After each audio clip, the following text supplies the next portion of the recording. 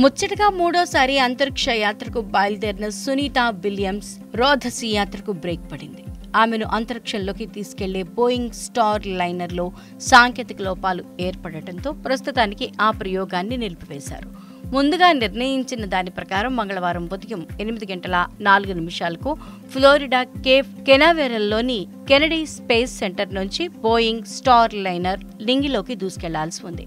ప్రయోగానికి అంతా సిద్ధమై మరో 90 నిమిషాల్లో నింగిలోకి దూసుకెళ్తుందనగా అట్లాస్ వి రాకెట్ లాంచింగ్ను నిలిపివేశారు.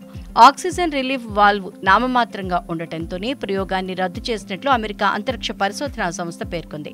దీంతో అంతర్జాతీయ అంతరిక్ష కేంద్రానికి వెళ్లాల్సిన సునీతా విలియమ్స్ భారీ వేల్మోర్ సురక్షితంగా స్పేస్ క్రాఫ్ట్ నుంచి బయటకొచ్చారు. భారత సంతతికి చెందిన సునీతా విలియమ్స్ కు ఇది 3వ అంతరిక్ష ప్రయాణం కానుంది.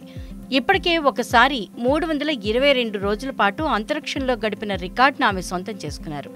అంతేకాదు 50 గంటల 40 నిమిషాల అత్యధిక గంటలు స్పేస్ వాక్ చేసిన రికార్డు కూడా ఆమె సొంతం చేసుకున్నారు. అంతకుముందు ఈ రికార్డ్ పెగ్గీ విట్సన్ పేరున ఉండేది. సునీత ఈసారి మరో కొత్త రికార్డు సృష్టించేందుకు సిద్ధమయ్యారు. ఈసారి కొత్త స్పేస్ షటిల్లో తొలిసారి మరొకరితో కలిసి ప్రయాణించిన తొలి మహిళగా రికార్డులోకి ఎక్కబోతున్నారు. విలియమ్స్ తొలిసారి డిసెంబర్ 9, 2006లో వాయోజ్ నౌక ద్వారా అంతరిక్షంలోకి వెళ్లి 22 జూన్ 2007 వరకు ఉన్నారు. 4 సార్లు మొత్తంగా 29 గంటల 17 నిమిషాలు స్పేస్ వాక్ చేసి రికార్డు సృష్టించారు. రెండోసారి 14 జూలై 2012లో వెళ్లి నవంబర్ 18 వరకు గడిపారు.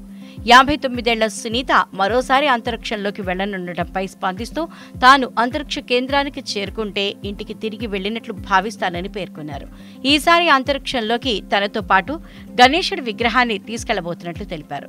కాగా నిలిచిపోయిన ఈ ప్రయోగం మళ్లీ ఎప్పుడు నిర్వహించేది ప్రకటించాల్సి ఉంది.